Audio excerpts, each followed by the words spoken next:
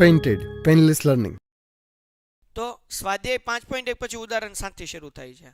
હવે પહેલો નિયમ શું છે તો કે y બરાબર u પ્લસ માઇનસ v. આ u અને v શું છે? રકમ છે. એટલે એવી રકમ આપી હોય કે જેમાં પ્લસ અને માઇનસની નિશાની હોય.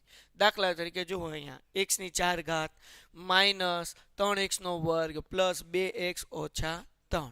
બરાબર. તો આ પ્લસ માઇનસ વાળી રકમ છે. રકમ ગુણાકારમાં હોઈ શકે. રકમ કેવી હોય? એટલે u ગુણ્યા v એટલે કે 2 કાઉન્સ આપ્યા હોય. રકમ અંશ અને છેદમાં હોઈ શકે. તો એના સૂત્ર છે બધાય. તો હવે રકમ જ્યારે પ્લસ અને માઇનસમાં હોય કે તમારે શું કરવાનું છે? du upon dx plus minus dv upon dx. એટલે શું? du upon dx ને dv upon dx તો સમજાઈ દઉં. આ બધે આખા ચેપ્ટરમાં આવશે. તમે આવું કરતા હતા ને કે ભાઈ 2x નો વર્ગ આપ્યો છે. શું આપ્યો છે?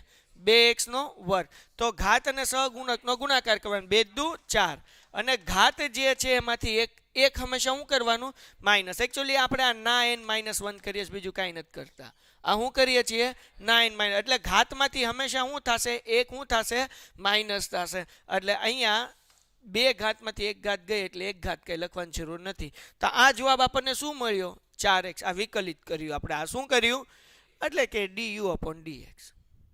સમજાણું કે નહીં? વિકલિત કરવું એટલે શું કહેવાય? du upon dx. ક્લિયર થઈ ગયું? હાલો. તો હવે આપણે પેલો નિયમ જોઈએ ને એ પ્રમાણે આપણે દાખલો કરીએ. આપણને ઉદાહરણ 7 માં કીધું છે કે x ની 4 ઘાત માઇનસ 3x નો વર્ગ વત્તા 2x ઓછા 3 હોય તો dy upon dx શોધો. શું ગોતવાનું કીધું? dy એટલે વિકલિત કરવાનું છે. શું કરવાનું છે? વિકલિત. તો કરી નાખીએ. જો અહીંયા ધ્યાન રાખો ભાઈ, dy upon dx. હવે એમાં શું કરવાનું તમારે? તો કે ભાઈ d upon dx. આ જે y એટલે કે આવડી આ રકમ તમારે અહીંયા કૌંસમાં લખવાની. x ની કેટલી ઘાત?